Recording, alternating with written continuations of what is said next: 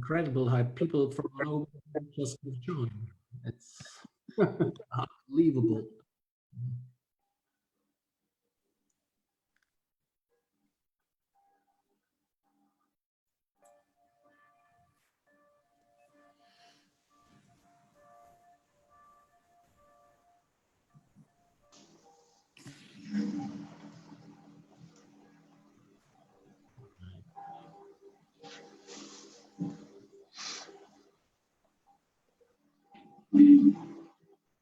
I guess you have to mute again, or?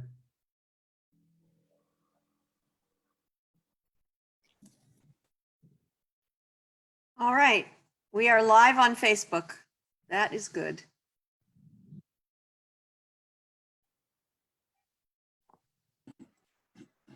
And I'm now going to begin the recording, if that's all right with everyone right now.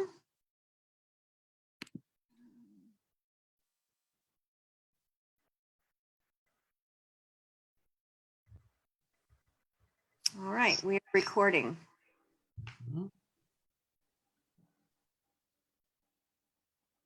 Do we have our third speaker, Georg? I can't see him right now at the screen. I don't think Kuman is here. Not around.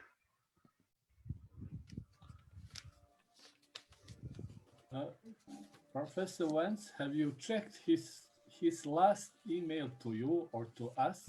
Yes, I answered immediately. And he answered again that he got a link.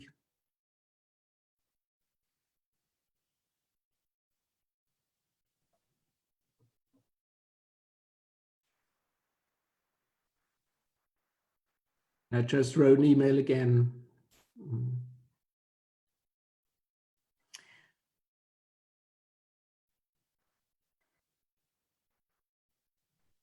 All right, and all of our panelists should be unmuted and everyone else should be muted currently so that we can begin.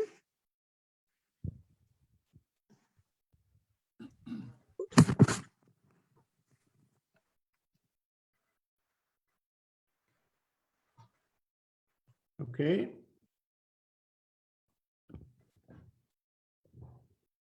All right, Georg, it's yours. Take it away. Okay, thank you, Pam. So, ladies and gentlemen, on behalf of the International Association for Spiritual Care, I welcome all of you to our first webinar on religious views on what is spiritual care in the face of COVID-19. If those of you who aren't members like to have more information about our association, its mission and vision, please go to our website. We also have a Facebook account, as you just recognized.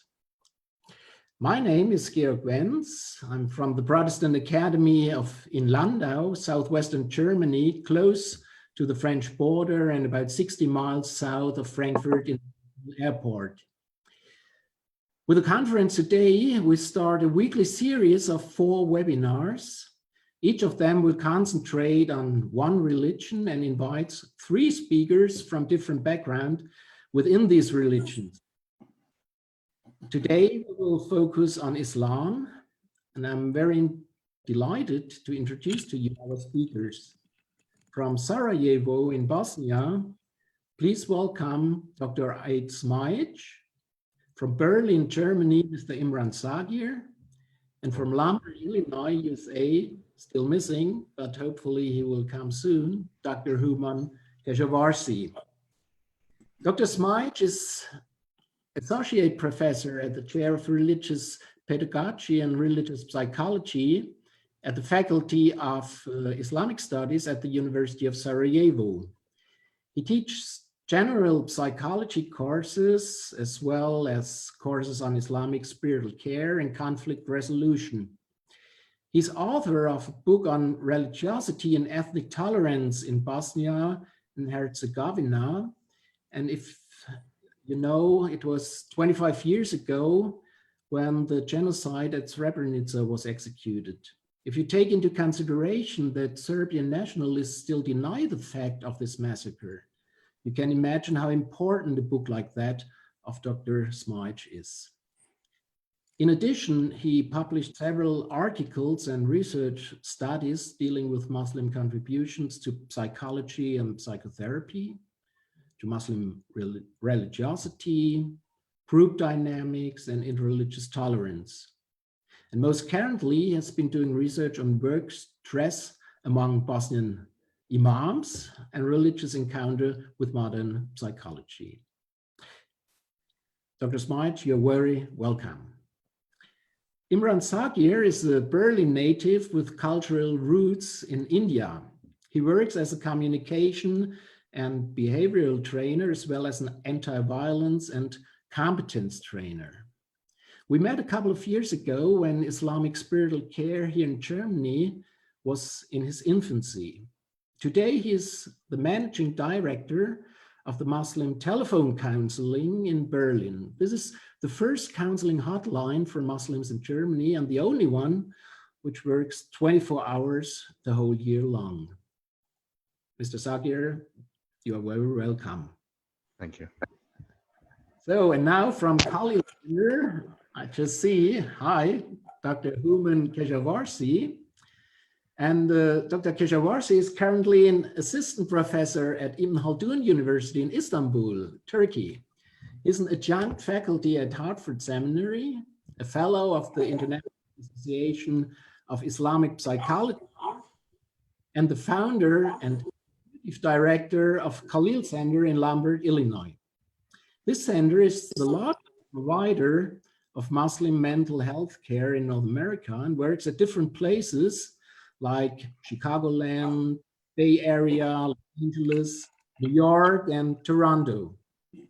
As you can read at the website, the center's approach emphasizes psychological reconstruction, behavioral reformation, and spiritual elevation. It utilizes faith-based approaches rooted in Islamic theological concepts, while integrating the science of psychology towards addressing social, psychological, communal, and spiritual health. We met 2 years ago at the Congress in Istanbul, and I was very impressed by the work Dr. Keshavarsi introduced to the audience. You're very welcome. Hello. Thank you, Dr. Vines. I'm honored to be here. Before we start with the speakers, please let me just say a few words about our schedule of today's conference or webinar. Right after my short introduction, we will listen to the three speakers. The lectures will follow one another without interruption. And after that, we will have the chance to discuss the topic in small groups. For that purpose, the groups are set up by random. And after 50 minutes, the groups will end automatically and we will return to the plenary. If you like to address a question to the speakers, the last plenary is the right place for it. In order to do this technically, I would like to ask you to name someone in your small group who will write down open questions and send them around immediately after returning to the plenary while using the chat function. It's not possible to use the chat function within the small group or during the small group. My colleague Yasin Harim and I then quickly will go through the chat and collect your notes. Before we start now with the speakers, I just want to mention, and Pam already did it, that the webinar will be recorded to the cloud except of the small groups. Now, ladies and gentlemen, it's time to move to the topic. Coronavirus still threatens large parts of the world. When governments started the lockdowns, it affected worship services and prayers as well as daily work of pastoral and spiritual care. Churches and mosques were closed for religious services. Chaplains were not allowed to enter hospitals or prisons. Passover, Easter celebrations, and Ramadan Bayram could not be celebrated as usual. Rome, for example, was as empty as probably never before in history. But within the crisis, the religions developed new creative ways to ensure religious life. And waves of charity and solidarity impressively showed that community is not just a concept. If we have a look to Islam, then we can see that health is a high asset and that there are even specific instructions for a pandemic situation. So on the one hand, the lockdowns could easily be brought in line with Islamic requirements, but on the other hand, it led to massive loss of donations, for example, during Ramadan. Many mosques here in Germany generate around 50% of their annual income in Ramadan. This cannot be offset by online donations. And there is a third point, spiritual care. And this is what we want to talk about now. And I'm pleased to ask Dr. Smajic to speak up first. Dr. Smajic, the floor is yours. Thank you. Thank you very much, Professor Wentz, for your warm introduction and welcome. It is a pleasure to be part of the group, and it is a great honor to present today. Given the overall title of the meeting, our webinar meeting today, I entitled my presentation Muslim Spiritual Care in the Time of COVID-19 from Bosnian, so to say, Bosnian perspective. Definitely this topic is, I would say, demanding one, and it will usually take me more than 15 minutes, to answer all questions or themes and topics I possibly would like to touch upon within this this presentation. However, due to this limitation of 15 minutes, basically I'm going to try to answer 5, so to say, W's. Okay. In sense to answer the question, who provides what kind of spiritual care, to whom, for what issues, and in which ways in the time of COVID-19 in Bosnia and Herzegovina. For Muslims, of course. Here I'm talking first and foremost from the perspective of Bosnian Muslims or ethnic Bosniak. So within these 15 minutes, I'll try basically to answer these 5 W's, 5 questions. That is to look who basically today or in last 2-3 months has been responsible for providing spiritual care to Bosnian Muslims. What usually here from, so to say, Bosnian Muslim perspective we have in mind when we say spiritual care activities in general sense. What are consumers of what category of people are usually consumers or have been usually consumers of spiritual care in last 2-3 months, that is during the COVID situation. For what issues or questions, difficulties, types, so to say, of stress they contacted spiritual care providers, and in which ways they try to, to reply, to provide back, so to say, spiritual care to Bosnian Muslim consumers. However, answering these, so to say, 5 questions, or when answering these 5 questions, we have to have we should have in mind certain remarks or certain context, which I entitled here introductory remarks. Okay, in that sense, we should know that the main Muslim religious organization in Bosnia for last, let us say, more than a century has been Islamic community in Bosnia and Herzegovina. As such, Islamic community is very, has a long history, more than 1 century, and also it is globally present, so to say. That is why you have, for example, representatives of this Islamic community in Bosnia and Herzegovina throughout almost the world, from United States to Germany, even Australia, and many other countries in the world. Okay, so in that sense, it is very traditional, has a long history and very organized religious organization. Okay. Secondly, when talking about consumers of, let us say, Muslim spiritual care in Bosnia today, we have to have in mind that Bosnian Muslims, that is, ethnic Bosniaks, have a recent history of war trauma. War trauma they survived in early 90s. I have to underline this issue because when dealing with the people, when providing spiritual care to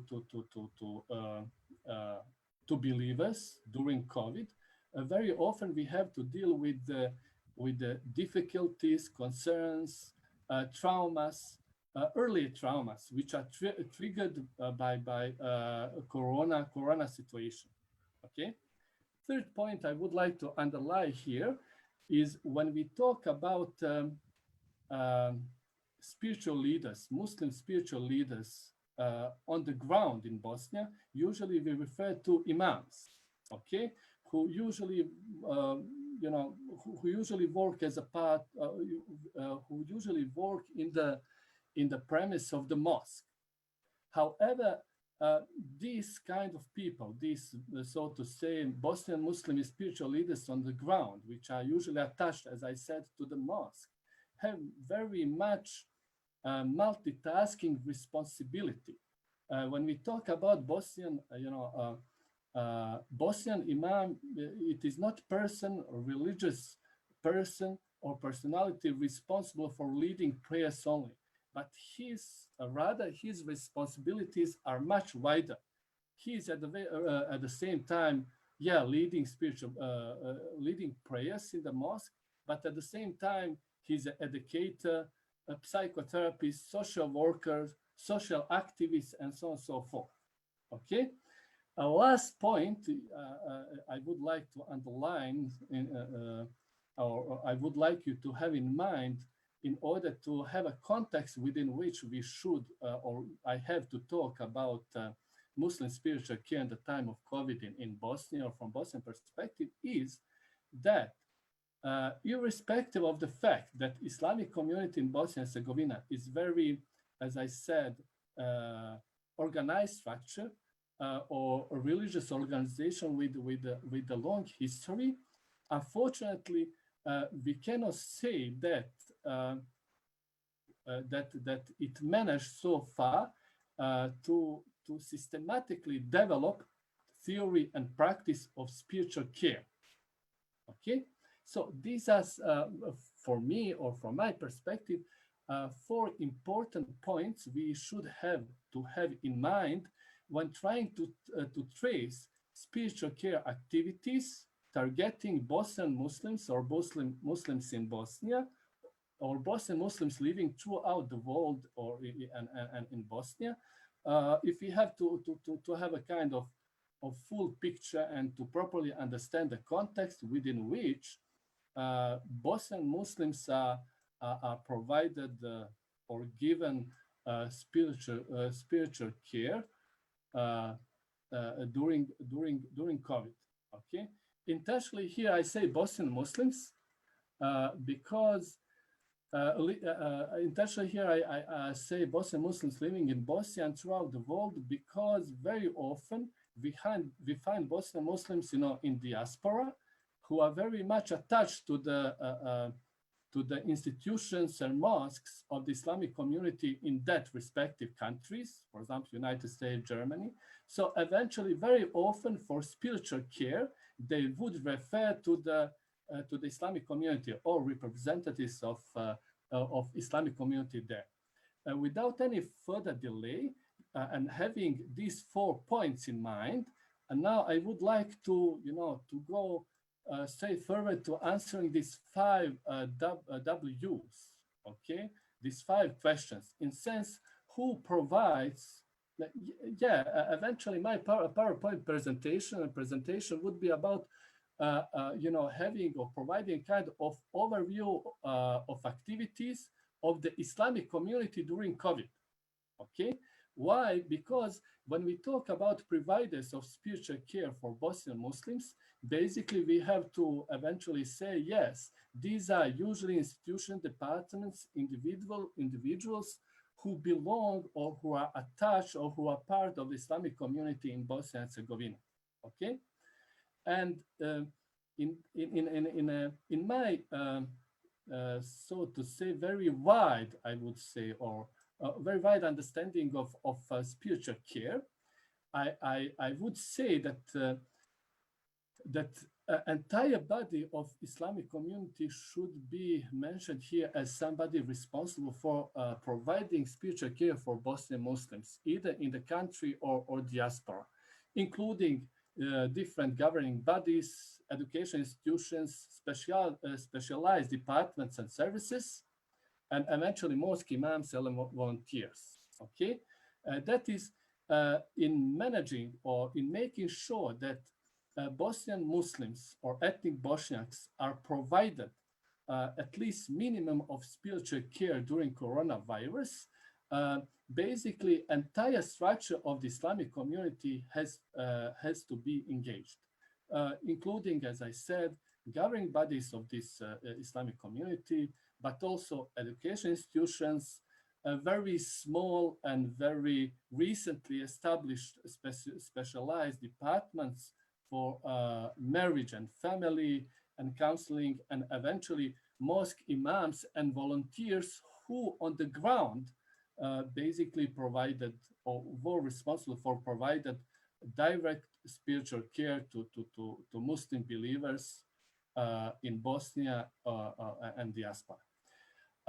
Then going to the second point, what, so to say, general activities here we have in mind when we talk about providing spiritual care for Bosnian Muslims, either they're living in Bosnia or some other countries. The starting point for me basically was what we call in Islam maqasid al-Sharia, or 5 essentials of human well-being in Islam or Sharia, which should be protected and taken care of. Okay. In other words, in Islamic understanding of well-being and taking care of human well-being, basically we should always try to protect with our activities these 5, so to say, values, 5 values or 5 essentials in Islam. Okay. Accordingly, many of activities of the Islamic community in Bosnia and Herzegovina exactly were targeting in the context of providing spiritual care, have been targeting preserving these 5 values of human well-being in Islam and Sharia. Okay. From the very beginning, for example, Islamic community in Bosnia and Herzegovina has been very cooperative in regard to public authorities in implementing all instructions provided by them. I'm underlining this point because I do not know what happened in your region, but here very often we have, I would say, these were individuals belonging to specific or certain religious communities who simply did not care or didn't want to care about epidemiological instructions provided by public authorities, public health authorities. Okay, that is why I underline very much cooperative attitude of the Islamic community and its authorities in this regard. So when talking about general activities conducted as a part of spiritual care, and given having in mind this so to say framework, I also would mention a need to reorganize religious activities in the light of new circumstances, including daily prayers, Quran recitation, and yes, Ramadan activities. As you are probably aware, all Corona or COVID-19 issue and situation came to us during Ramadan. So the Islamic community, like many other, I believe, Muslim communities in the world, had to reorganize Ramadan activities as well. In addition to this, I also would like to mention humanitarian activities conducted representatives of the Islamic community in Bosnia and Herzegovina, in sense that Islamic community and its representatives recognized people in the need and tried to provide this, in addition, has been very very present in the efforts of the Islamic community during coronavirus, in sense that it had to continue with its education activities concerning religion, religious values, and so forth. But under new circumstances, and accordingly, it had to reorganize these activities.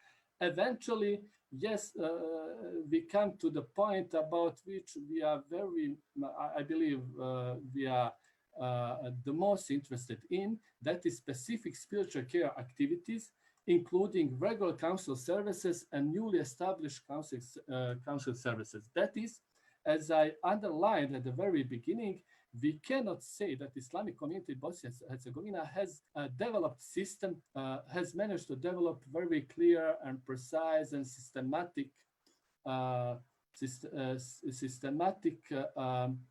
service of providing spiritual care. Okay, accordingly, efforts of the Islamic community in that sense has been very limited. That is one thing we have to have in mind. Why? Because the history and tradition of providing systematic spiritual care is very limited, has been very limited, and is still, I would say, at the very beginning of its development.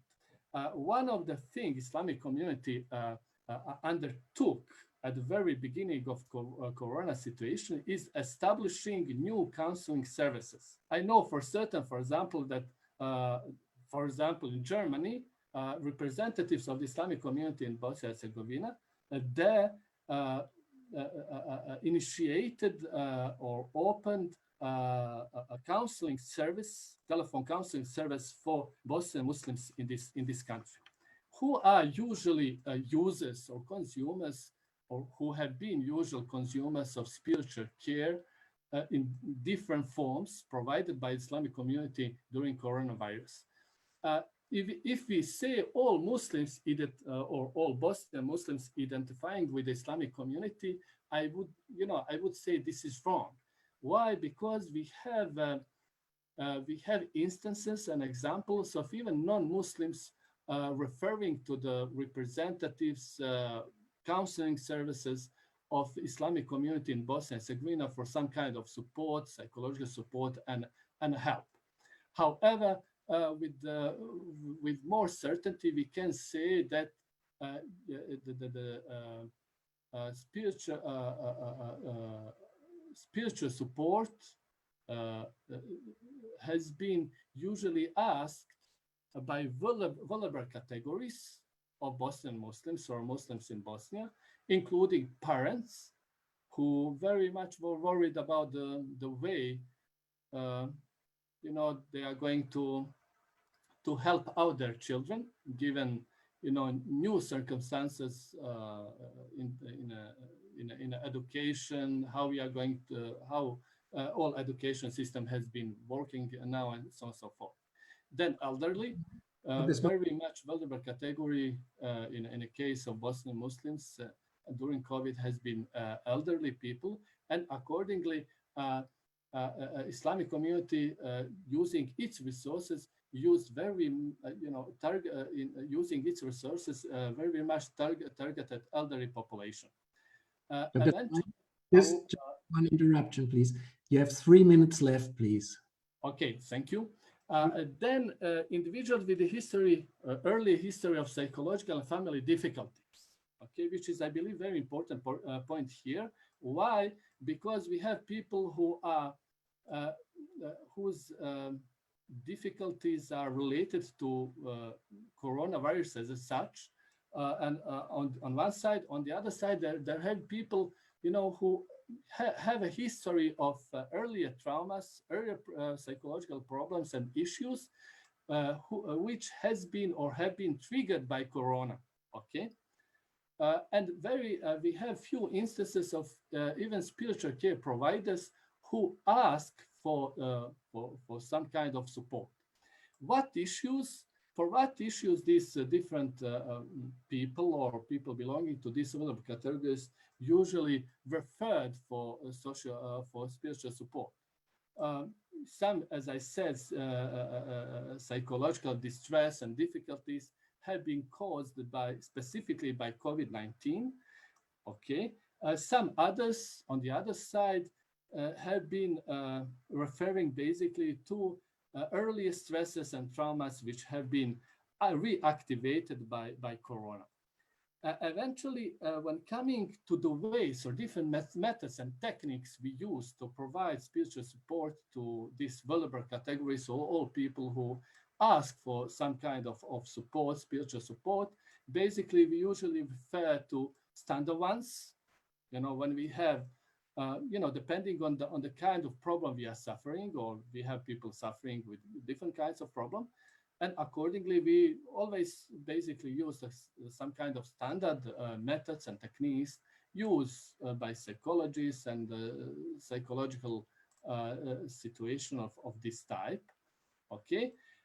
In addition to what I would call religious, so to say, methods and techniques. However, the extent and the nature of this, so to say, religious methods depend very much on appraisal of individual religious and spiritual inclinations and perceptions of client, also on the previous formal education of the care provider, and eventually on the creativity of the care provider. Eventually, as we are fully aware, providing spiritual support might be a science, but also a kind of art. And very often in this providing spiritual care, different people who have been practicing this on the ground and being in position to provide directly to spiritual support to others, very often would use what we probably can call Islamic behavior cognitive therapy, in sense that in their care they combined different rituals and supplications, recitation of Quran on one side, and on the other side, cognitive restructuring using different Islamic texts and notions mentioned here in the slide. Basically, this would be all for time being. Thank you very much for your attention. I believe much more we can discuss later on. Thank you. Thank you very much. Maybe you can hear the virtual applause. It's only in our ears, but be sure the people would do that. We continue directly with Mr. Sagir from Berlin, and I just move to you, please. Thank you very much. I'm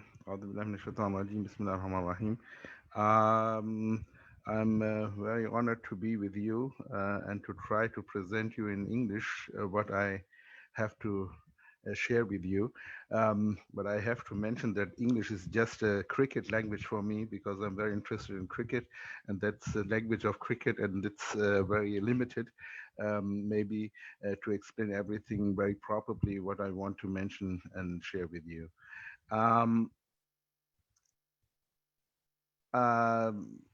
Just a minute. Yes, so here. I want you to introduce our service helpline, which we have for the people here in Germany, and then we will have um, focus on the experiences we had at the helpline with COVID-19.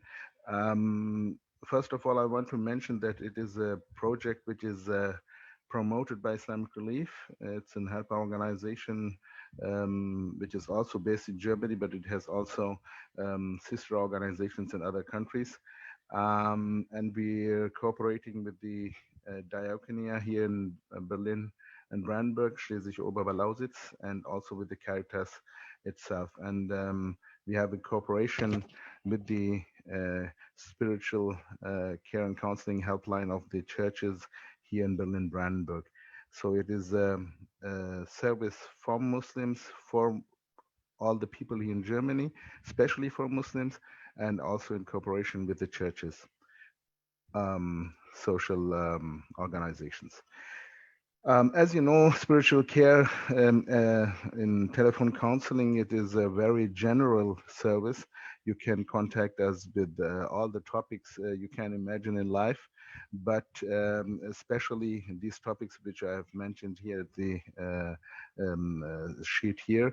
It is especially sadness, loneliness, despair, anxiety, hopelessness, pressure, lack of prospects, and maybe also suicidal thoughts. But a thing which we are recognizing is that depression is becoming a topic which is mentioned very often, and we have to recognize that this is maybe a trend in society that we have to be aware of. In the 10 years, or maybe nowadays 11 years of our existence, we've received more than 51,000 calls, and it is a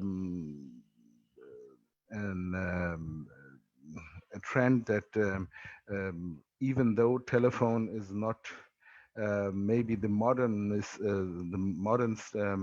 service we can offer, but it is the service which is highly recognized by the people, and also they trust in this type of service, because it is a service which is existing in Germany since 60 years now, or more than 60 years now, and the Muslim Counseling Helpline is just another part of it. And so the society knows the Telefonseelsorge, which is called in German.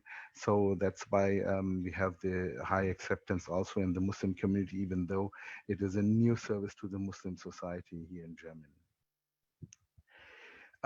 How do we help the people? We listen and lessen the burden of the caller. We found solutions for the crisis together and not for them, that we are talking with them on not an expert and client situation, but we want to be like people's on the same stage of expertise. We encourage and strengthen the caller with our support, that they have more courage to tackle their situation in which they are. We counsel and recommend professional institutions if needed. I mean, telephone counseling has also its very clear limitations. We lessen the burden and so on, but we can't help practically. So that's why if there is needed more expertise, like medical or in other fields like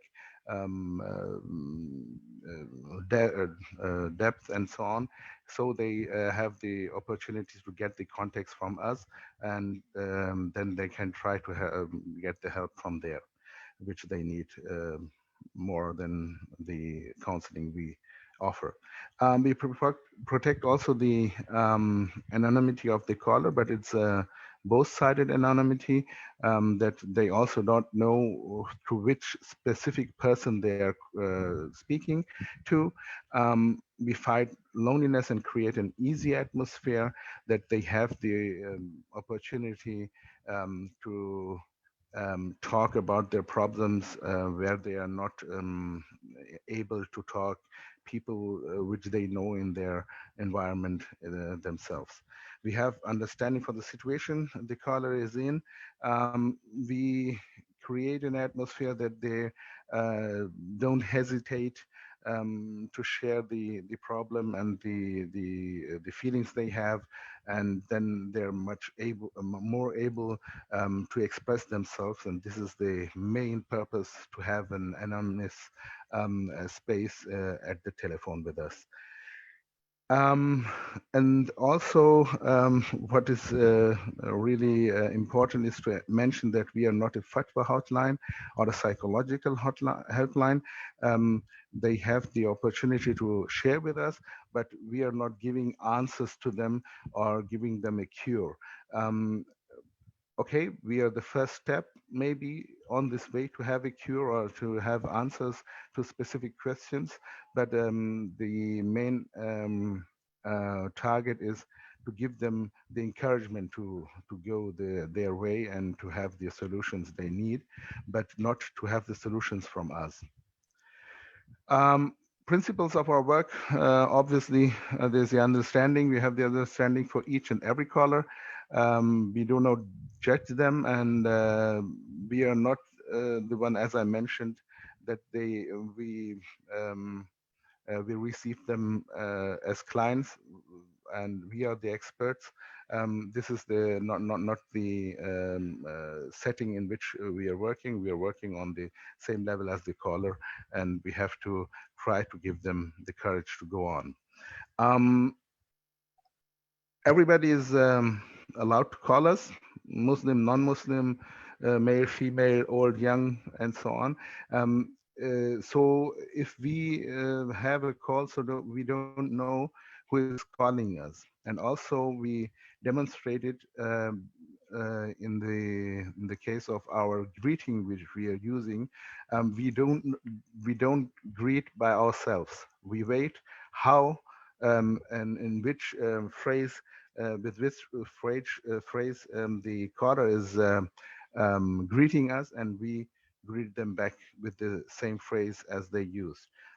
Normally, when you have a Muslim counseling helpline, maybe you expect that we'll greet with Assalamu alaikum, but we are very clear about that, that maybe there is a person who is not Muslim, and maybe it is also somehow not so welcoming phrase for the people, and maybe it's also a Muslim person who is not so close to religion, and maybe it is offensive for them. So that's why we are very clear about that we have to be careful to use religious phrases. But if in the call we have the recognition that Islam is maybe a source for the calling person, and then we use it as a source to give them the encouragement which the person needs. We respect the Islamic framework, obviously, even though we are not helpline or a hotline to have Islamic informations, but we maybe pray for them all the time, but maybe we pray also with them if there is a person who is in a really need of an encouragement, also spiritually, and there is a link to religion itself. So we have our service generally in German, but on Tuesdays we have service bilingual in German, also in Turkish, but also other languages are offered, but the caller has to ask when at which time a volunteer is there to give the service in the language he wants. As I mentioned, anonymity is a very special and a very important point and for our service, because the anonymity guarantees that the person who is calling is not under pressure of moral connection to the counseling offering person. So this is a thing which we have to respect very strictly. And the other thing is that we don't give any information about the calls to people outside the service, even though for our trainings and our supervisions, we are using some cases to understand and to cope with the pressure we have as volunteers. But normally, outside the service, we are just using some examples which are anonymized to explain what we are working on and which cases we have to face to make the people understand what Muslim counseling helpline is all about. But normally it is closed and it's not allowed for the volunteers to talk with their friends or with their family about the service, what is going on here. We are 24 hours daily available, including holidays and Sundays. Yes, we are working with volunteers. Sometimes somebody is ill and we can't exchange the shifts. So somehow there are some hours which we are not available, but normally we are 24 hours daily available. It is a professional volunteer service. We don't pay them, but they get a good training before they start to work with us. It is a 6-month training. We have standards on which we also respecting as a service, but also as individuals. We have supervisions every month where everybody who is working with us as a volunteer has to be there at this working group to have the supervision with experts. And also we have the call for the volunteers themselves. If they have some problems in their private life, for example, or their professional life, so they have the opportunity to have meetings with us if they want to. And it is free of charge for the callers. Obviously, we have the our service is also financed since 2016 from the government here in Berlin, from the state of Berlin. But most of the expenses are also provided by our umbrella organization or promoting organization, Islamic Relief. The religious character of the helpline is that it is a religious motivation to provide the service, and also for the people who are volunteers with us. It has focus on the case of the callers. If religious and spiritual topics are identified as resources for the people who are calling us, so it is used by us to give them the support and encouragement which they need. It is a service which acts on the principles of pastoral care and counseling, and it is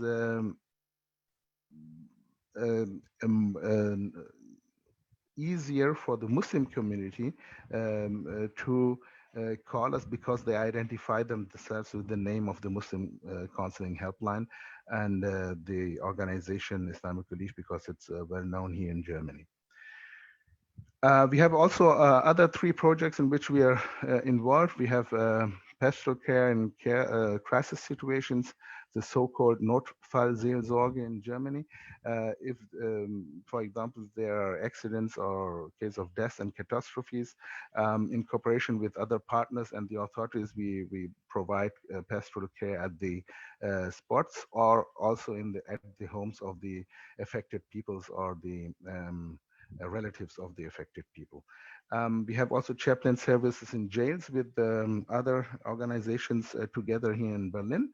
And we have also a training for volunteers in pastoral care and hospitals here in Berlin, even though they are not started with their service at the hospitals.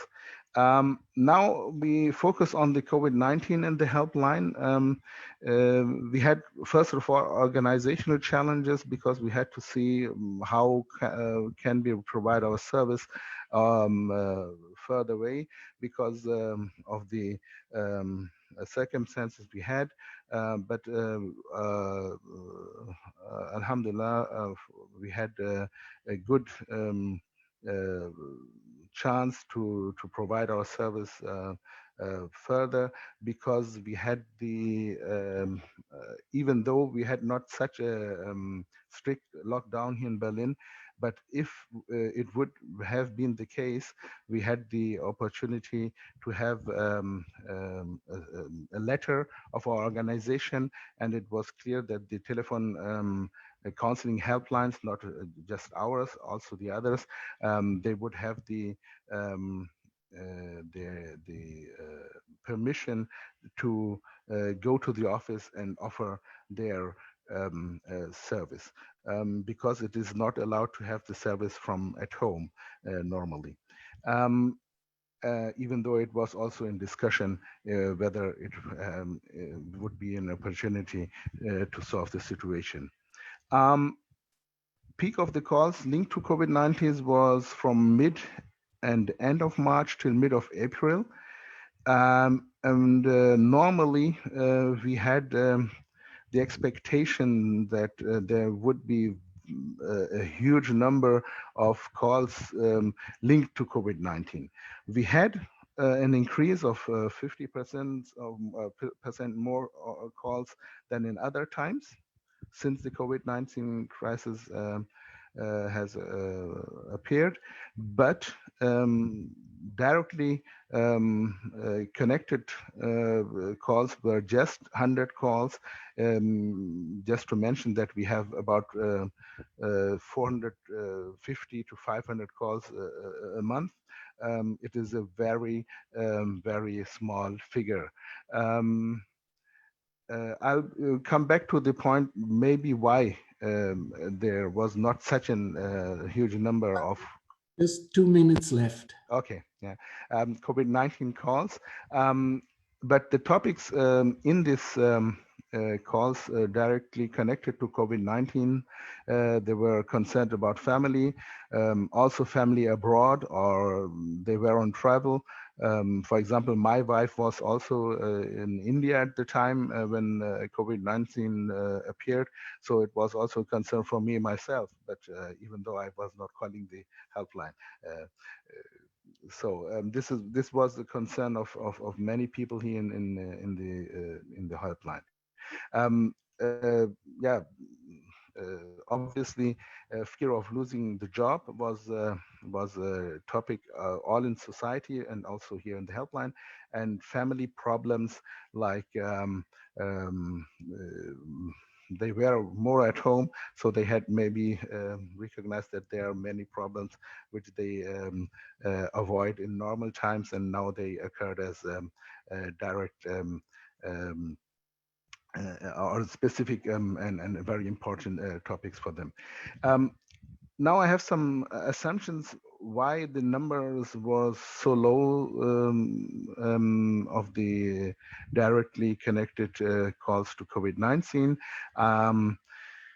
Most of the people were not taking it seriously in the Muslim community in Germany, maybe because of the low numbers of affected people in Germany, especially death cases. We had the luck that in Germany it was not such big the number of deaths and of the affected people. So that's why maybe the people were not taking it so seriously. The other reason, which is also maybe there, is that they were not so anxious about the COVID-19 virus, that because of the good health system we have here in Germany and the management of the crisis was also very good. Sorry, there's a mistake. We have also a very quick reactions, especially in Berlin, about the economical policies for the people, that they didn't have such a fear of lacking of finance and so on, even though there were many problems left, but the people had a trust that they won't be so affected also on an economical basis. It is a low number and maybe a low effect, but it has to be mentioned that people were not caring because of conspiracy theories. This is an effect of the fake internet information. I think we have this globally, this phenomenon, but I have to mention it just to be fair. And then I think mid of Ramadan was also a factor. Mid of April, Ramadan started, and I can tell you that many families I know and many people I know in the Muslim community, they had a very calm Ramadan, and they, even though they were missing the prayers at the mosque and so on, it was very good to have the family all together. And maybe there were then two effects. That one effect was that they maybe forgotten the circumstances in the outside because of the COVID-19, and the other thing was that maybe they had no chance to call because they were not alone to call. So maybe this is also an assumption we have to make here, and this are the experiences we had in the 2 months which were mostly affected, and nowadays we have some other topics more than COVID-19, as I mentioned. But we have to mention the last point is that in comparison to the whole of society, it was really less the numbers of calls here and at the Muslim Counseling Helpline. Our colleagues from the churches helpline, they had very high numbers of callers with linked to COVID-19, so they provided an extra helpline for COVID-19 itself here in Berlin. Now, okay, it is not so in use or in service now because the numbers are now getting very low. But at the peak point, they had 60 to 70% calls linked to COVID-19, and they have much more calls a day than we have. They have about 50 calls per day, and as I mentioned, at our service helpline, there are 15 to 20 a day. Thank you very much for your attention. Thank you so much. So let me just, okay, I'm sorry. Dr. Keshawasi, please. We are 5 minutes. Bismillahir Rahmanir Rahim. Alhamdulillahi wahda wa salatu wa salamu ala man la nabiyya ba'da. I'm just going to go ahead and share my screen. How much time do I have, by the way, just so I can pace myself? I think you're muted, Dr. Wines. You have 15 minutes like the others. Thank you. Okay, great. Can you see my screen okay? I feel like this is a standard greeting now. Can you hear me okay? See me okay? Perfect, perfect. Okay. All right. And so, yeah, I'm honored and happy to be here with you all today, and I really appreciate the inclusion of Muslims and Islam in this topic. I think as, you know, faithful individuals coming from different faith traditions, we are really looking to serve as a support to the creation of God. And we feel ourselves as responsible to serve his creation and by virtue of doing so, by serving God. And so I think we can find a common platform where we are really working in our own respective communities and denominational approaches, trying to serve individuals that are going through immense difficulties during this time. I'll speak a little bit about Khalil Center at the end, but just suffice it to say at this point that we are the largest provider of Muslim mental health services across the country in North America. We serve upwards of up to 10,000 Muslim patients in face-to-face clinical intervention, through annually. And we have about 40,000 people whom we serve in our educational workshops and seminars that we do throughout the country. We are in 5 cities, California, and Northern and Southern California, Chicago, New York, and also over the border north of us to Toronto, Canada. And where Dr. Wines and I met in Istanbul, I'm also faculty at Ibn Khaldun University, and we also have a relationship with our institute in Ibn Khaldun University in Istanbul as well. So, the thing that I want to mention is that at our center, given that we have a huge population that we serve, we also get to do a lot of cool studies, and we also get to track some data. One thing that I will note, especially in our Chicago office, and we're seeing this surge in other offices as well, similar to, I believe, many counseling centers, we've seen kind of a decline when things shut down. So our patients went virtual and everybody was kind of staying indoors. And I think there was a fear of physical safety and threat of getting sick. Then we transitioned from there into the mental health pandemic has really kicked in. And we have more patients than we could keep up with, despite the fact that our offices are still closed. So unlike Germany, that's done a very good job in keeping things together in the with regard to the COVID. The Americans have not been able to do, I can't even say a similar job because they're on different scales. They can't even be measured altogether, right? I mean, we have not even gotten past the first wave. The wave has just gotten worse and worse as we're going, and we're now looking at flatlining altogether. So it's a kind of pretty concerning state that we're in, but people are staying indoors, people are virtual, and we're seeing a mental health pandemic now following as well. And we have more people asking for services than we have providers. We've closed our offices, and despite that, on the virtual platforms, we are at 200% what we were before before the COVID started altogether. And I'm kind of hustling to try to find practitioners to help us really manage the load, and it's really getting challenging. Now, I want to highlight a couple of things, and this brings me to my work in faith and Islam and psychotherapy. That's really what I want to focus on, is that there's 2 things that I want to, there's something I want to show here, which is very interesting. People before, so obviously after the COVID, mental health pandemics are going high. Those that have pre-existing conditions, mental health conditions, have been exacerbated.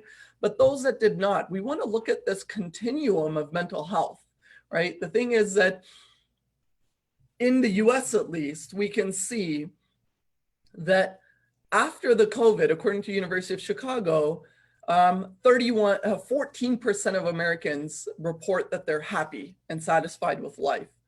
But I want to draw your attention to that which I highlighted in red, and that is before the COVID, even before threat, we were at 31%. And we're not doing very well overall in just life satisfaction.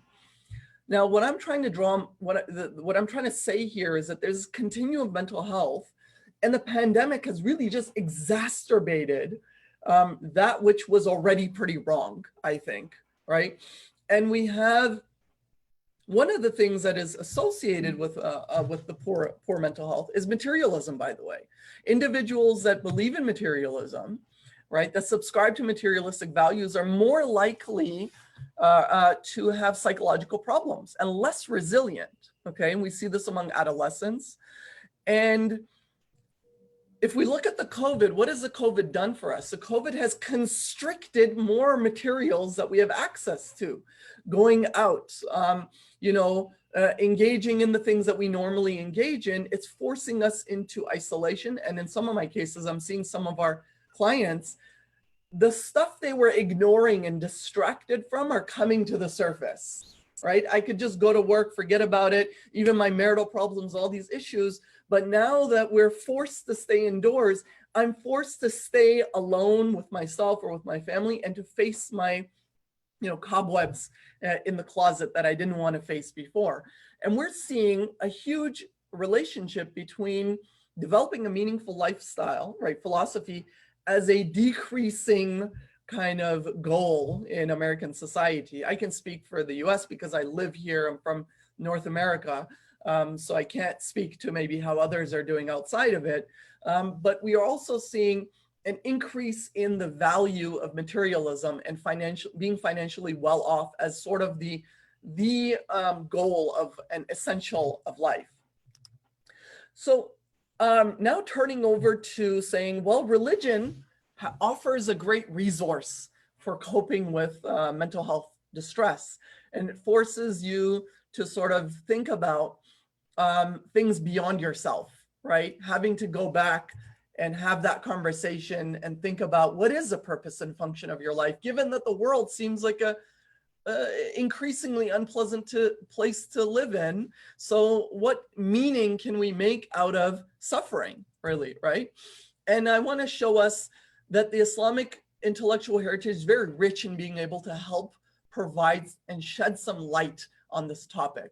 I'm just putting this up here just for a visual to show that there is a long tradition of the role of mental health and faith within the Islamic tradition and Islamic history that goes back to the Prophet Muhammad sallallahu alaihi wasallam himself. And if we look at even the early hospitals, by the way, were faith-based hospitals, though they subscribed and gave space to the importance of scripture and faith and rational and science together, right, in these places and spaces. And we see the Bimaristan systems as early as the 9th century. By the way, I use techniques from a work that was written 1,000 years ago by Abu Zayd al-Balkhi, who has a work that's been translated by Dr. Malik Badri on the sustenance of the soul and on the soul and body. And in there, he talks a lot about preventative medicine, by the way, in preventing and developing resilience in communities by changing our attitudes and beliefs and perspectives on life. And he also talks about as the interventional approaches that we can employ with those who have already gotten sick. And by the way, one of our providers, Dr. Rani in the Bay Area, who's also the head of the Muslim mental health lab at Stanford University, found a 100% convergence between his diagnostic categorization of the OCD in the DSM-5 and his manuscript written 1,000 years ago. So just kind of pointing out that there's a rich legacy that exists within the Islamic intellectual heritage that has yet to be uncovered. And that's really a lot of my work. And oftentimes, historically, pre-colonialism, health used to be a communal structure and less institutionalized. Institutions would exist, but there was also, even like in the movies, the doctor would show up at your door with the stethoscope and the black case, right? And he would show up at your door and he would come inside and you would have this communal relationship, which, I think the nuclear family and post industrialism, I think we're starting to see some of those communal supports that are evading or evaporating, and religion really provides a space for those connections to be maintained and to solidify. So then where does this bring spirituality and the role of psychotherapy? Well, if we look at, there's a huge movement, by the way, and we're not alone, right, as Muslims in this movement. And, the likes of Harold Koenig, Scott Richards, Kenneth Pargamont, we have relationships with all these individuals. And we actually have a one-year grant from Templeton where we did this big process outcome study where they looked at all different denominational approaches to a spiritually integrated psychotherapeutic approach. And I have some data on that, by the way, but I won't share it today. So why are we making the case for religion and spirituality being a really important part of meaning making and making meaning of distress and suffering in general? Because first of all, it's the language that most Americans at least utilize when they're talking about psychological health. Religion is a central meaning making structure. People after 9/11 coped with the distress by using religion. Most people in medical treatment settings, even though they're not even coming for psychological relief, prefer and seek out alternative forms of therapy or treatment before they get medical treatment, which includes prayer, exercise, traditional healers. And here's an interesting one. 80% of a sample of mentally ill patients reported using religious coping. So we're starting to push and really make the case for we really need to get this normalized and utilized in the language of psychotherapy and in our healthcare systems. We find that 48% of patients would like their physicians to pray with them. 64% report that they would like, that they think that their physicians should pray with them if asked to do so. Now, this is very interesting, right? Because we typically don't think of our physicians, our GPs, general practitioners, as our chaplains or clergy members or pastors or rabbis or imams. But the fact that as much now when we get to mental health, we could assume that that's going to be all the more so important, right?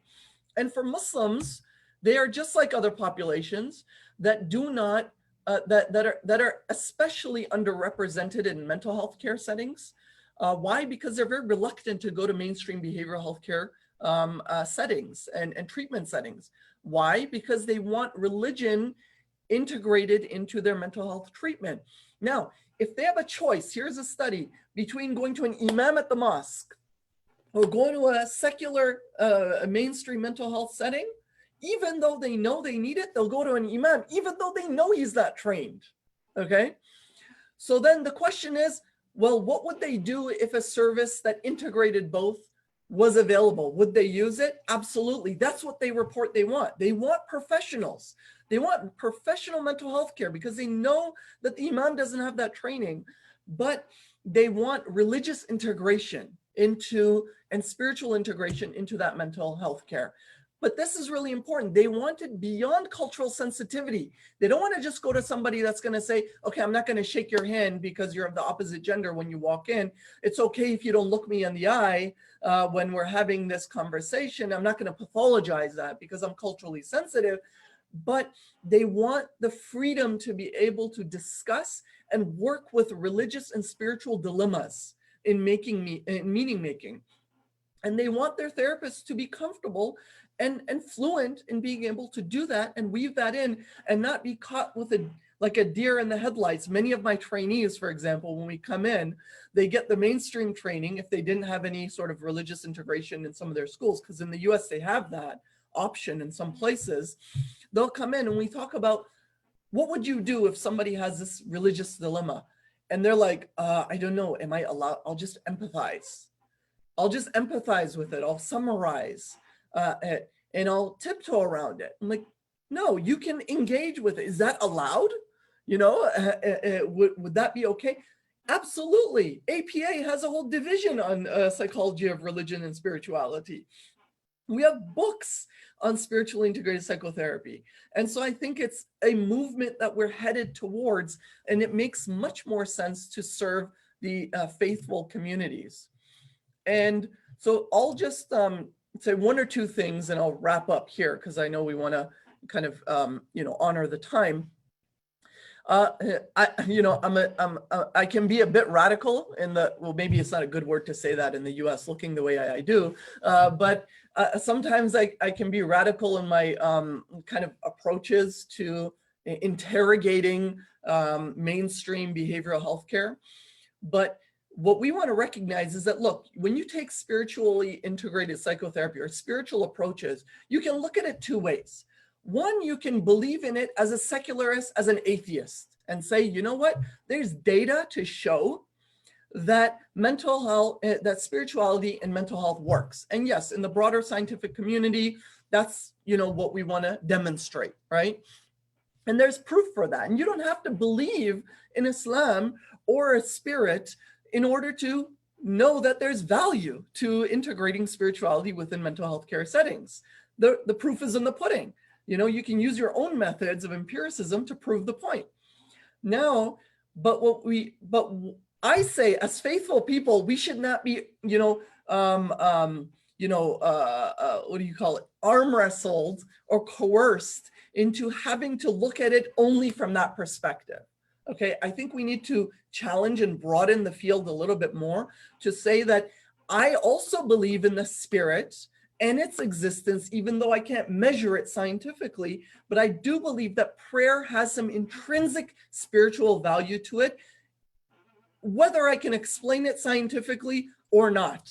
And I'll just give you just one show, you know, one thing here. Carl Rogers, for example, says to Paul Tillich, his mentor, I feel at times when I'm really being helpful to a client of mine, there's something approximating to an I-thou relationship between us. Then I feel as though the forces of the universe or forces are operating through me. This is Carl, by the way, Carl Rogers had disdain for integration of spirituality into mental health. Actually, some of his works speak very negatively about it, even though he was an amazing person and had a great character and made a lasting influence. In fact, I would argue he perhaps even opened the way for, you know, spiritually integrated folks to even have this conversation. But just one show, and I'll just show you this, and this is just one of a case. I'll end with a case. And so there's a woman that came to one of our providers who said for decades she had been traumatized by a toxic relationship with her mother. A woman described that one day, completely out of the blue and unprovoked or explainable by her therapy, she was overwhelmed by a feeling of complete peace. It was though I was living my mother's life through her eyes, she said, and I instantly understood exactly why she was as she was and treated me the way she did. I was flooded by an instantaneous, overpowering sense of empathy that brought an irresistible forgiveness. It was gone as soon as it came, and it took me some time with my sheikh or spiritual mentor to process it. I didn't understand what had happened, but all the hurt dissipated in that instant and has never returned. I don't know why or how I was able to forgive my mother, but I know absolutely that I did. Its effects on my psychological issues was incredible. This, by the way, fulfills the criteria of William James. It's criteria for a transcendental experience. And you know, say, I promise, last thing I'll say, and Pargamont showed in one of his studies where he took two groups of people, one that was given spiritual therapy, the other one was given mainstream secular therapy, both equally improved. Then they did a qualitative follow-up with the ones who were in secular psychotherapy, and they asked them, what changed for you? What was the moment of change for you? And the majority of them said that it was their own spiritual reflection outside of the psychotherapy that allowed them to put in perspective their suffering that gave them healing. And so this was a demonstration of the fact that whether we include it or not, people are spiritual beings, and they are wired to make meaning of their suffering through their spiritual and their cultural lenses and perspectives in which they view a pathology. So I'll stop here and we'll open the floor. Thank you very much.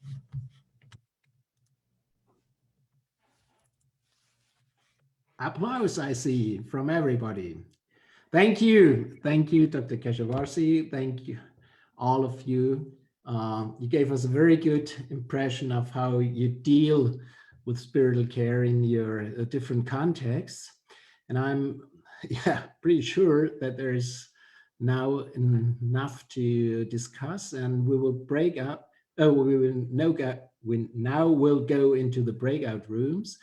And so I would like to invite you again to the small groups. And if you discuss things and you want to share some questions, just write them down and share them with a chat function. And now the groups are set, and until these are set up, use the 30 seconds to stretch, to relax your eyes, prepare a little bit for the discussion. We will see all of you in 15 minutes again. And just as Georg said earlier, if you want to appoint a recorder for your group who will then share on the chat when we all come back together what the main questions or comments were, that would be helpful for our process as we conclude with our final discussion. So I'm going to put you all into breakout rooms right now, and we will be bringing you back automatically at the end of 15 minutes.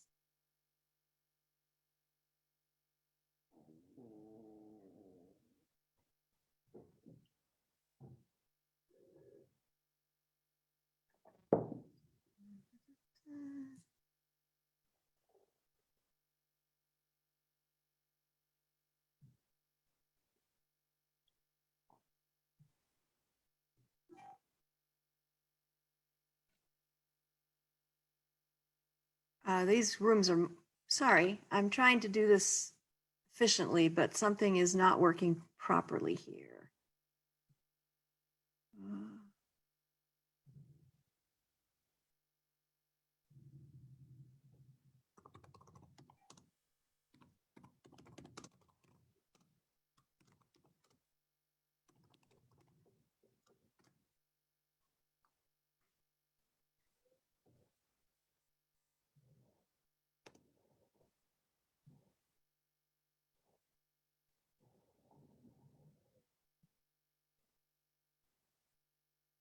Okay, here we go, I think.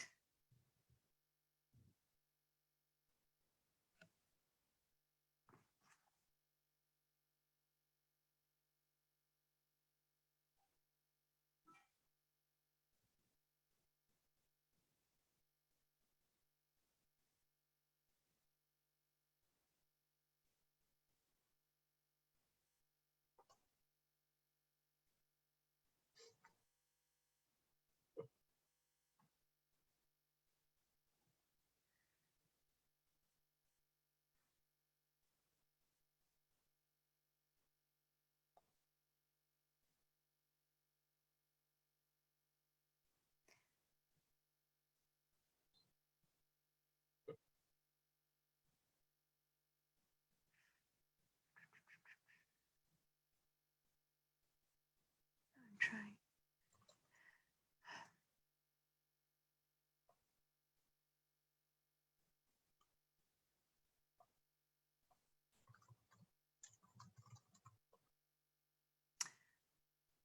Trying to.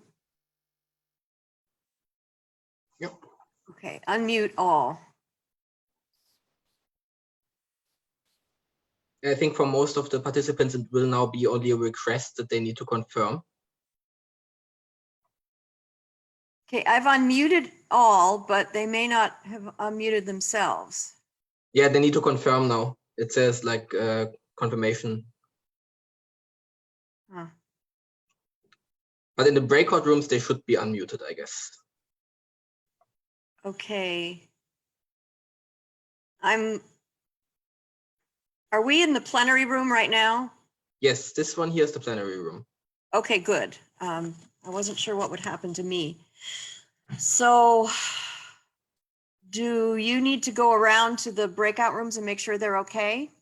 I think I can only go to the one that you have actually assigned me to, which would be number 4. Okay, why don't you check on that one and see Okay. if it's working properly? All right, I'll do that. See you in a bit.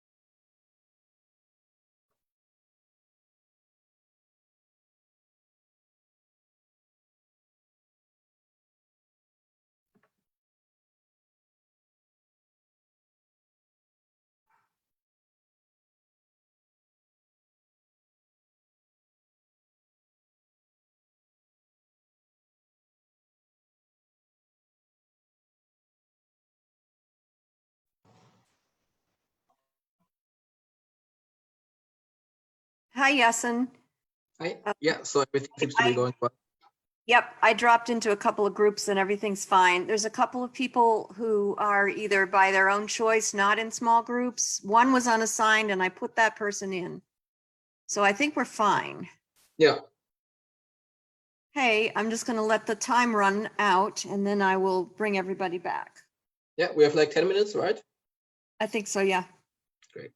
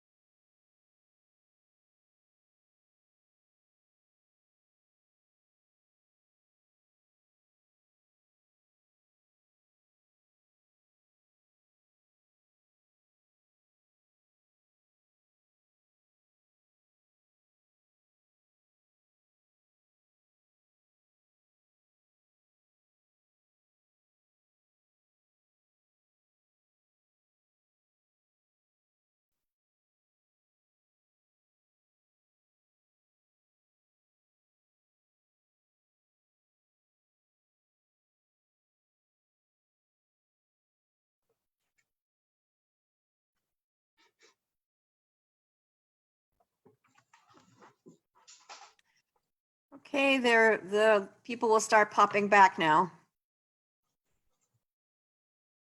All right.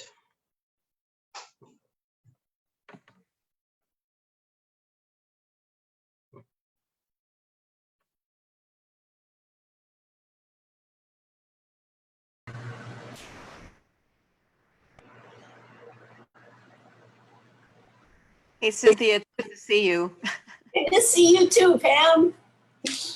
I wish it was in Jerusalem. Yeah.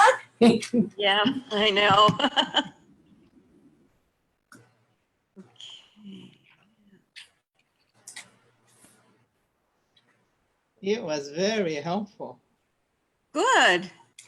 Yes.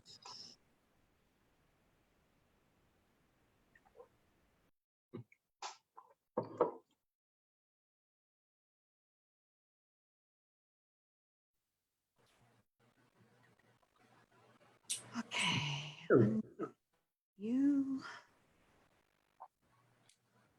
miracle.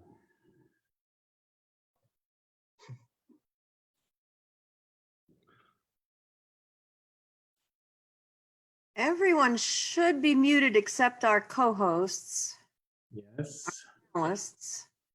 they are. Okay. Oh. So welcome back to our final plenary. It was a little bit abrupt.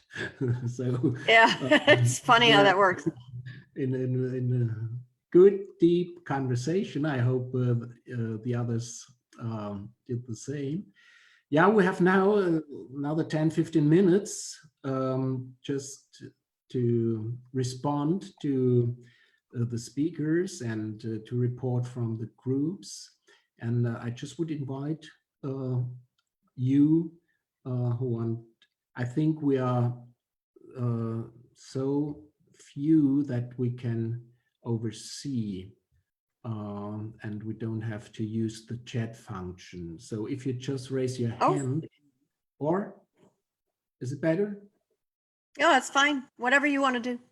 Okay, you want so if everyone? you just, yeah, if just raise your hands, Yasin and I will have a look and then we call your name.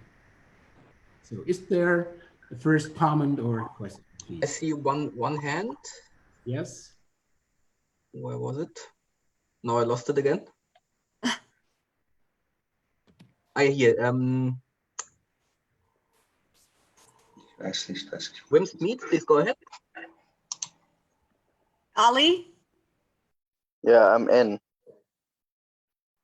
So you raise your hand.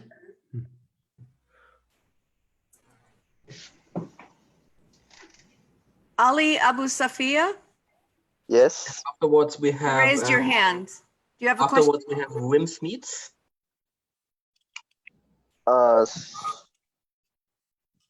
Sorry, I can't hear very well. Can you repeat again? You raised your hands and we just are waiting for your question.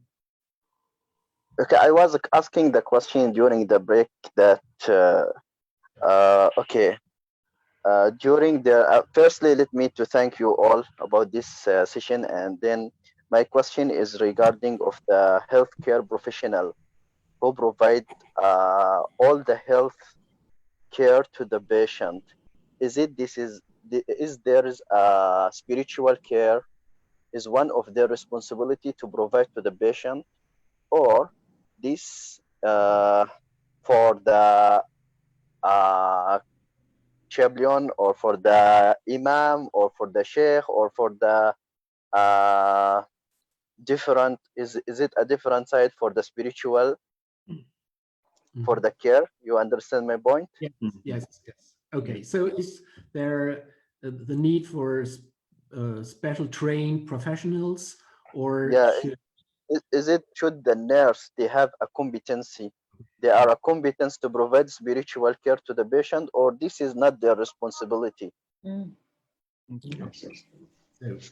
Dr. Smythe, Mr. Sagir, and Keshavarsi, please, would you like to answer? Mr. Ali, thank you very much for your question. I mean, this is very serious, very good, and one of I mean, and at the very same at the same time difficult question. Should we confine spiritual care to religious personalities, or you know, or to, let us say, secular providers? To my mind, the best option and solution would be a combination of the two. We should have religious personalities who are very knowledgeable about achievements of, let us say, modern psychology, psychotherapy, and mental health. Okay, on one side. On the other side, I mean, the best situation should be if we have mental health professionals who are willing to acknowledge positive and powers, psychotherapeutic possibilities and resources of religiosity and spirituality, which is not the case always. Okay. Okay. So, to my mind, this is the aim towards which we should somehow strive. On one side, we have religious personalities who simply refuse to accept achievements of modern psychology, psychotherapy, and mental health on one side. On the other side, very often, I personally, in my region, in a way, come across counselors, professionals who simply are not willing to acknowledge, recognize, accept possible role for religiosity and spirituality in the context of healing or, you know, helping out human suffering. I do not know whether I was clear, but, you know, that is what I would like to say. Thank you. Thank you. Thank you so much. Wim Smeets, you are the next one. Okay, I'm summarizing the discussion in breakout room 2. So we had 5 questions. I will mention them briefly. So the first one is, who is helping the helpers who are very often exhausted from helping patients and families? So how deal Muslim communities with that issue? The second question has to do with referral. How do mosques deal with the topic of referral of patients, of people in need, to specialists? Are they trained to do that? The third question has to do with... We go one by one. I guess that's easier than this. The speakers don't need to keep track of the questions. Okay. So, yeah, Wim, is it fine? Shall I wait now? Wait. Shall I go on with the questions or not? I suggest we go one by one, because if I want to reply to all questions, then I have to write down. What do you think? Okay. It's okay. Now, who want to reply to the first question? Who is helping the helpers? Is there a special offer at the mosques or in the Muslim community?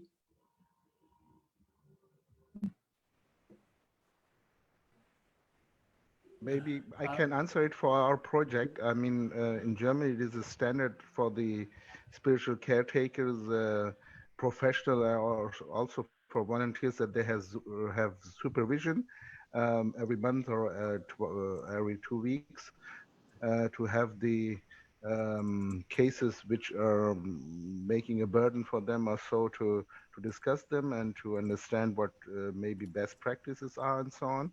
And also we have in our project, we have the caretaking for the volunteers if they have any private or professional or other problem, that they have the opportunity to come to us to discuss the problems they have at the moment. And also we have recreation together to give them a strength of the team.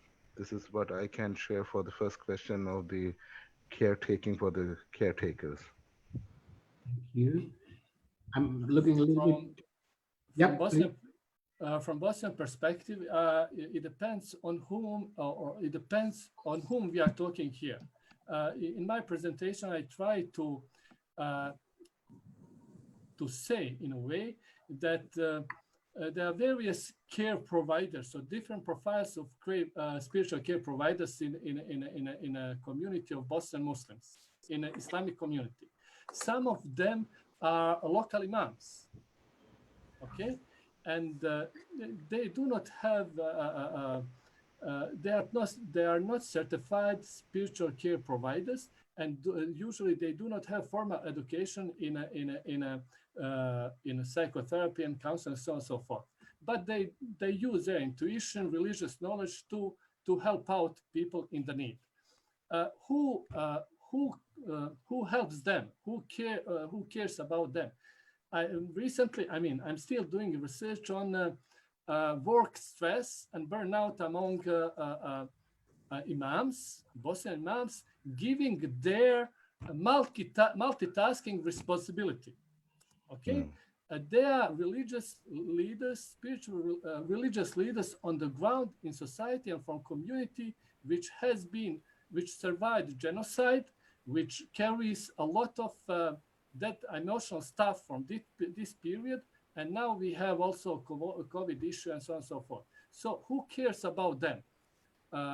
Usually, people, authorities of the Islamic community. Okay, but yes, I would say that it would be a good question to what extent, in this way and in this sense, and regard to this kind of burden, psychological burden, authorities in the Islamic community care or take care of imams on the ground. That is first point. Second point, or another group of spiritual care providers in the Islamic community are people working within recently established office for counseling. They are, yes, they are trained psychotherapists, but their work is, they start their work just a few months ago in a way. So it is, we believe that this kind of question should not or cannot be asked in their regard. Why? Because they just recently started their work. That is talking about and replying to this question from our humble Bosnian Muslim perspective. Thank you. We have 5 minutes left. So if you go through the next 2 or 3 questions you have, Wim, maybe we can shorten the answer. I want to be polite, so maybe other breakout rooms have also questions. So I don't want to take all the room we have left now. I just looked through the pictures and there was no hand raised, but maybe Claudia. I didn't see any either. Yeah, Claudia.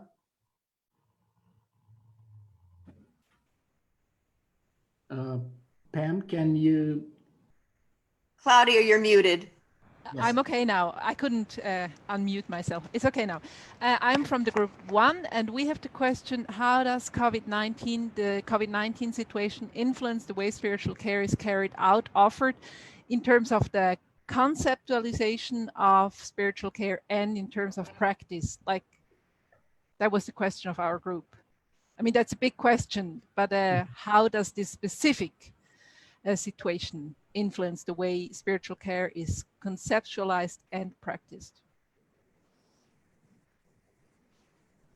I can talk from Bosnian perspective, and yes, I can say COVID very much influenced the way we talked and provided spiritual care to needy, even though we are at the beginning. First of all, yes, in Islamic community, as a main Muslim organization in Bosnia, they finally were pressed or forced to think more about this kind of concerns. and provide about their responsibility to provide out this kind of help. For your information, for example, in Germany, that is, authorities in the Islamic community at the very beginning of COVID gave clear instructions to the people on the ground to provide psychological helps to believers, that is, to people in the need in general. And as reaction to this invitation or instruction, a Mufti, Bosnian Mufti for Western Germany, for Western Europe, sorry, with the headquarters at Germany, immediately called in specialists to take on this responsibility. One thing, another thing, yeah, in Islamic community, COVID pushed us, like many others, to work online. Okay, that is, even though we are at the very beginning of providing spiritual care in more systematic way, at the very beginning we were pushed. I mean, in a sense that we were not able to start with it, you know, face in face, but online, and yeah, basically that was our experience with providing spiritual care. That Islamic community definitely will from now onwards have to consider and will more seriously consider establishing better ties with psychotherapists, professionals in the field of healthcare. Thank you. Pam, you have the last question, please. Well, it's kind of related to the previous, and I would especially like to get Human and Imran back in last question too. But Georg and I were both wondering, were there any particular theological or spiritual questions that arose in particular because of the COVID? I can speak to that. I think there's a lot of theological questions that emerged.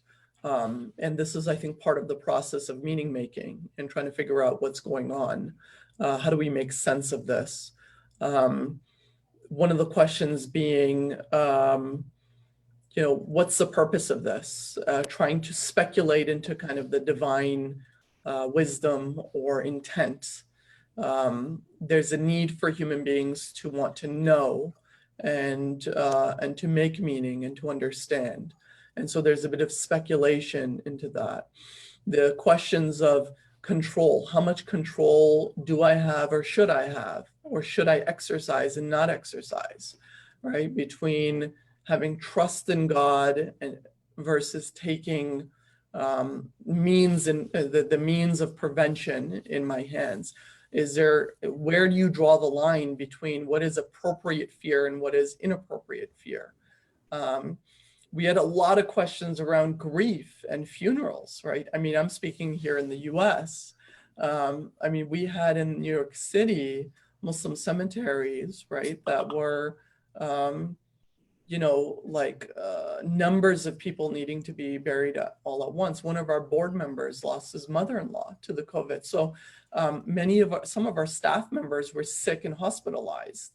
And so the challenge of how do you provide grief counseling, you know, there's so many rites and religious rituals associated with visiting the sick, right? Or B, like burial rites, for example, and managing sickness and you know, contagion. These are a lot of the things I think, you know, we were forced to have to consider. There's just so many more. Do we close the mosques? Do we not? Is that going against having trust in God, or do we keep them open? If so, to what extent? And we're looking at previous precedents, what happened during the lives of the Prophet Muhammad, peace be upon him, and their companions. And I'm sure other faith communities are having similar debates amongst themselves, figuring out what is our communal response to provide the community. And I think one of the refreshing things I'll say, and I'll stop here, is that I saw a lot of collaboration though. between epidemiologists, bioethicists, clergy, mental health providers, emergency doctors. And that was pretty refreshing to see people come together on a platform to say, you know what we know and we know what we don't know. And what do we do to inform one another on these different facets and parts of this? Thank you very much. It's 2 o'clock at the east side of the US and 8 o'clock here in Europe, and we just made it to the point. Thank you very much again to you three for your very insightful presentations. Thank you to all of you. Very good, very live audience. So if you like, don't hesitate to register for the next webinars. The next one will be next Tuesday on Judaism, then Christianity and Buddhism. And if you are more interested in our associational work, please contact any of us board members and you will find the data on the website of the IASC. So enjoy the rest of the day or evening. Stay healthy and be blessed. Goodbye. Ma'asalama. Assalamu alaikum. Thank you. Thank you. Thank you all so much. Wiedersehen. Assalam. Ma'asalama. All the best.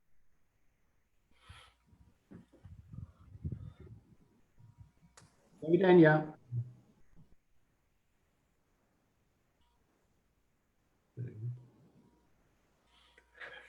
So Emmanuel, Claudia, Georg, stay on for just a moment.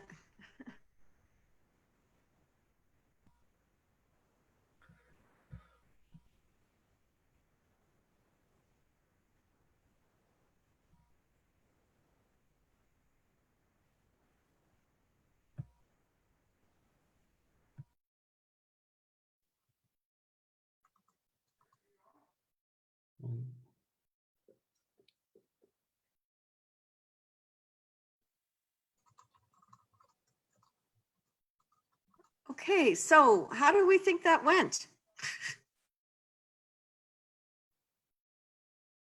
Georg, you were fabulous. Thank you. You did I was nervous. just great. That didn't show. You were really Yeah, it didn't, really beautifully didn't. in charge and kept us on time. Emmanuel, you are muted. Yeah. Still. You're muted also. Oh, do I have to unmute you? Hold on. Okay, you're unmuted now. You should be. No, they aren't. Yeah, Yes. now I am. Thank you. Okay, sorry about that. Yeah. So, Georg, you were wonderful. Absolutely.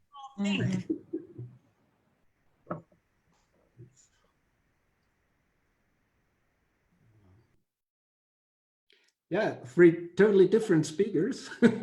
Very different. Wow. We are still live, by the way, on Facebook. Do you want to please? Thank you. I'm going